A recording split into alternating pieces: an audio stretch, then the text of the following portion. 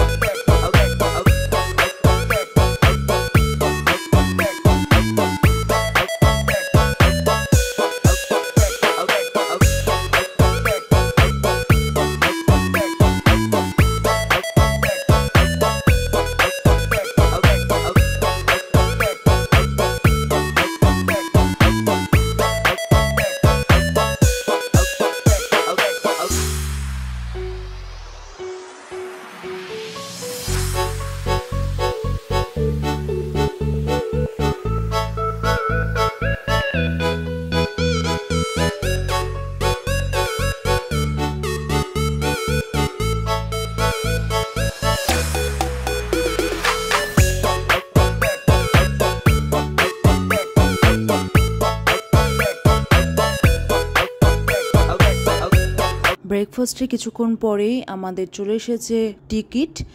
আর দেখুন আমাদের কী কী দিয়ে গেছে টিকিটসের মধ্যে, একটা কাপ, একটা ব্যাম্বো স্টিক, আর দিয়ে গেছে পাউডার মিল্ক, টি ব্যাগ এবং দিয়ে গেছে সুগার। তারপর আমরা দুজন চা বানিয়ে চাটা এনজয় করব ট্রেনে বসে বসে বাইরের সৌন্দর্য দেখতে দেখতে। খুব তাড়াতাড়ি কিন্তু আমাদের চ্যানেলে চলে আসবে শতাব্দী এক্সপ্রেসের এক্সিকিউটিভ ক্লাস এবং ইকোনমি ক্লাসের মধ্যে কম্প্যারিজন। আর সেই ভিডিওটা দেখার জন্য কিন্তু আমাদের চ্যানেলটা সাবস্ক্রাইব করে রাখতে হবে।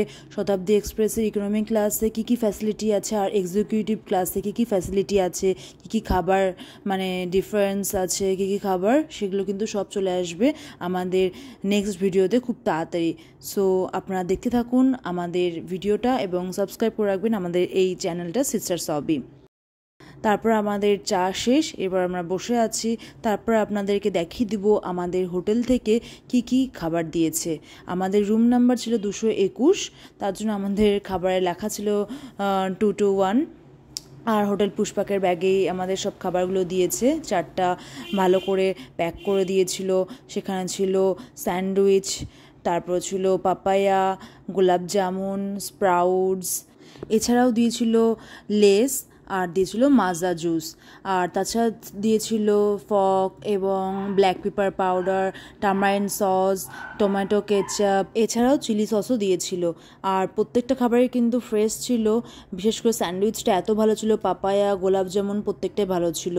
আর ট্রেনেও এত খাবার দিচ্ছিল, তার সাথে হোটেল থেকেও এত খাবার দিয়েছিল, তো মানে সব তো শেষ করা যায়নি। আমরা নিয়ে গিয়েছিলাম, আমরা তো এখান থেকে যাচ্ছিলাম দিদার বাড়ি, তো দেখতে পাবেন আমরা দিদার বাড়িতে গিয়ে কখন পৌঁছায়। তো সব খাবার শেষ করতে পারিনি, যেমন স্যান্ডউইচ, পাপায়া, গোলাপ জামুন এগুলো শেষ করেছিলাম। আর যেগুলো মাজা, লেস, এগুলো আমরা ট্রেন থেকে নেমে আবার 3 ঘন্টা কার জার্নি করে দিদার বাড়িতে পৌঁছেছিলাম, তো তখন কারের মধ্যে বসে বসে কিছুটা খেয়েছিলাম। আর এরপরেই আমাদের দিয়ে যাবে ট্রেন থেকে স্যুপ, টোস্ট, বাটার সব কিছু দিয়ে যাবে আমাদের, আর সেগুলোও ছিল অসাধারণ টেস্ট। তো আমরা এই খাবারগুলো সাইডে রেখে দিলাম। তো যেহেতু মানে বয়েলড ওয়াটার দিয়েছে অলরেডি, সেটা ঠান্ডা হয়ে যাবে, তার জন্য আগে আমরা স্যুপ আর বাটার টোস্ট এগুলোই আমরা খেয়ে নিচ্ছি, তারপরে আমরা ওগুলো খাবো। দেখুন স্যুপটাও কিন্তু ছিল খুব ভালো, স্যুপটাও ছিল একদম পিওর ভেজ, আর তার মানে টোস্টটাও খুব ভালো ছিল। আর তারপরেও দিয়ে যাবে আমাদের লাঞ্চ, মানে এত খাবার এই দিন শতাব্দীতে দিয়েছিল, মানে এরপরে আবার দিয়ে যাবে লাঞ্চও, মানে কি বলবো, খুব ভালো খাবারের কোয়ালিটিও ছিল। দেখতে থাকুন লাঞ্চে আমাদের কী কী দেয়। এরপর আমরা স্যুপটা এনজয় করব, তারপর আমরা কিছুক্ষণ পর আমরা স্যান্ডউইচ আর পাপাইয়াটা খেয়ে নেব। আমাদের ভুবনেশ্বরের হোটেল পুষ্পাক এবং পুরীর hotel people hotel and resorts দুটোতেই কিন্তু প্রত্যেক দিন বুফে ব্রেকফাস্ট থাকতো, আর দুটোতেই কিন্তু অনেক রকমের আইটেম থাকতো, ফ্রুটস থেকে শুরু করে সাউথ ইন্ডিয়ান জুস, সব কিছু, টি, কফি, ব্রেড, ননভেজ, ভেজ, মানে সব কিছু থাকতো। আর আমরা কিন্তু প্রত্যেক দিনই ভেজই খেতাম। তো আমাদের ভুবনেশ্বর হোটেল থেকে খাবার প্যাক করে দিয়েছিল, তো আমরা পিওর ভেজ চেয়েছিলাম, তো তাই খুব একটা বেশি আইটেম দিতে পারেনি। তো তাও যেটুকু দিয়েছিল সেটুকুই অনেক, যে অত সকালে মানে প্যাক করে রেখেছে আমাদের কথা মাথায় রেখে, এটাই আমাদের জন্য অনেক। আর আমরা যদি সেদিনকে থাকতাম তো তাহলে তো মানে প্রায় 40+ আইটেম ওরা মানে ব্রেকফাস্টে রাখে, বুফে ব্রেকফাস্ট, আনলিমিটেড বুফে ব্রেকফাস্টে। সেখানে দুধ, কর্নফ্লেক্স থেকে শুরু করে সাউথ ইন্ডিয়ান ডেজার্ট সব কিছু থাকে। তো মানে এটাই অনেক বেশি ভালো লাগলো যে হোটেলের বিহেভিয়ার মানে এত ভালো ছিল, আমাদের জন্য এরকমভাবে অ্যারেঞ্জ করে রেখেছে ব্রেকফাস্ট। তারপরে তো মানে ওদের রুমেও মানে সার্ভিস এত ভালো ছিল। সেই হোটেলের পুরো রিভিউটাও আপনাদের সামনে আনবো খুব তাড়াতাড়ি, তো দেখতে থাকুন আমাদের ব্লগটা। ইতিমধ্যেই আমাদের লাঞ্চ চলে এসেছে, আর লাঞ্চেও কিন্তু আমরা নিয়েছিলাম ফুল ভেজ, ভুল করে আমাদের ননভেজ দিয়ে দিচ্ছিলো, তাই চেঞ্জ করে আবার ভেজ দিল। আমরা দুজনেই ভেজ নিয়েছিলাম, আবাও ভেজ নিয়েছিল। আর দেখুন কী কী দিয়েছে। এরপর দিয়ে যাবে আমাদের একটা আমুলের আইসক্রিম। আমি এবার খাবারগুলো আনপ্যাক করে আপনাদের দেখিয়ে দিব কী কী ছিল। আমাদের তো প্রায় প্রত্যেকটা ডিশই ভালোই লেগেছিল, যেটা ছিল একটা মানে এজেড পিপল থেকে শুরু করে বেবি সবার জন্য পারফেক্ট। ইনফ্যাক্ট যদি সে অসুস্থ থাকে তার জন্য, কারণ খুব একটা বেশি অয়েল ওরা ইউজ করতো না, খুব একটা বেশি ঝালও ইউজ করতো না। আর আমাদের সাথে লাঞ্চেও কিন্তু দিয়েছিল আবার হ্যান্ড স্যানিটাইজার, তার সাথে তো স্পুন ছিল, black pepper powder, salt, ketchup সব কিছু ছিল। আর দেখুন আমি ফার্স্টে আনপ্যাক করে নিচ্ছি। এটা ছিল একটা ভেজিটেবল ফ্রাইজ, যার মধ্যে ছিল ক্যারোটস, পিস এবং পটেটো একসাথে। তারপরে ছিল একটা ডালটাও কিন্তু পরিমাণটা অনেকটাই আর টেস্টিও ছিল। তারপর আমরা আনপ্যাক করছি পানিরের পিসগুলো কিন্তু বেশ ভালোই ছিল, একদম ছোটো না আবার বড়ও না, টেস্টিও ছিল। আর এখানে ছিল রাইস, আর এটা কিন্তু ছিল জিরা রাইস। আর এই সাইডে ছিল রুটি, আর রুটিগুলোও কিন্তু একদম নর্মাল রুটি না, রুটির সাথেও কিন্তু একটু ওর মধ্যে জোয়ান টোয়ান দিয়ে একটু হালকা ফ্রাই টাইপের করা ছিল। রুটিটাও কিন্তু টেস্টি, দুটো রুটি ছিল। আর তারপরে তো দিয়েছিল কেচাপ, এবং এই সাইডেও ছিল তো আইসক্রিম, দইটাও কিন্তু বেশ ভালো ছিল। আমার বেশ ভালো লেগেছিলো লাঞ্চের আইটেমটাও। আর এত কিছু সকাল থেকে ট্রেনে ওঠার পর থেকে ওরা দিয়ে যাচ্ছে খাবার, বেশ ভালো ছিল।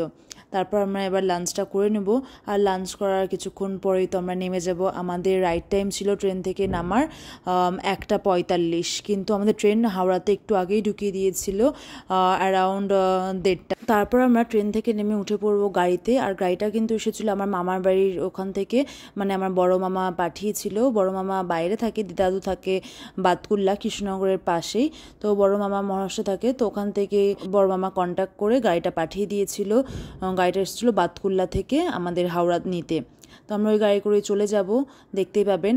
আর এই হাওড়ার যেখান থেকে আমরা গাড়িতে উঠলাম, এর আগে তো আপনাদের দেখিয়েছিলাম যে হাওড়া যেখানে ওলা উবের স্ট্যান্ড, ওই স্ট্যান্ডটাও কিন্তু অনেক সুন্দর ছিল। কিন্তু এই সাইডে যেটা মানে বাইরের গাড়ি আসার এই দিকের মানে পরিবেশটাও কিন্তু খুব সুন্দর ছিল, আমার বেশ ভালো লেগেছে। এই সাইডে কিন্তু উবের স্ট্যান্ড না, এটা কিন্তু নর্মাল গাড়ির স্ট্যান্ড এই সাইডে। তো আমরা এবার গাড়িতে উঠে একটু মামাকে বলে দিচ্ছি যে আমরা গাড়ি পেয়ে গেছি, উঠে পড়েছি গাড়িতে। তারপর আমরা দিদার বাড়িতে চলে যাব, দিদার দোকানে ওয়েট করছে। তো আমাদের এই হাওড়া থেকে দিদার বাড়িতে যেতে, মানে বাতকুল্লা, নদিয়া বাতকুল্লা, ওখানে যেতে টোটাল লেগেছে প্রায় 3.5 ঘন্টা। দেখুন এখানে কত গাছপালা, ছোটো ছোটো টবের মধ্যেও প্লাস বড় বড়, বেশ ভালো লাগছিল। এরপর আমরা ভিডিওটা আর বেশি কন্টিনিউ করছি না, কারণ অলরেডি অনেকটা বড় হয়ে গেছে। তারপর আমরা দিদাবাড়ি দিয়ে কোথায় যাই, কী করি, সেটা আপনারা নেক্সট ব্লগে দেখতে পাবেন। তো আজকের মতো ভিডিওটা এখানে শেষ করছি। আবার দেখা হবে নতুন কোনো ভিডিওর সাথে, নতুন কোনো ব্লগ নিয়ে। আর ভিডিওটা ভালো লাগলে আর ট্রেনের বিষয়গুলো ইনফরমেটিভ লাগলে আপনাদের ফ্রেন্ডদের সাথেও শেয়ার করে নিন, এবং আমাদের চ্যানেলটা সাবস্ক্রাইব করে নেওয়ার অনুরোধ রইল। নতুন নতুন ইনফরমেটিভ ব্লগ পাওয়ার জন্য এবং শর্টস পাওয়ার জন্য অবশ্যই কিন্তু আমাদের সাথে থাকতে হবে। আর খুব তাড়াতাড়ি কীভাবে পুরীর এবং ভুবনেশ্বরের হোটেলগুলো বুক করবেন, সেই হোটেলের নাম্বার, ফুল ডিটেলস, এবং শতাব্দী এক্সপ্রেস এবং বন্দে ভারতের ফুল ডিটেলস সব কিছু কিন্তু চলে আসবে আমাদের এই চ্যানেলে। সো আজকের মতো বাই, দেখা হবে নেক্সট ব্লগে। সবাই সুস্থ থাকবেন, ভালো থাকবেন।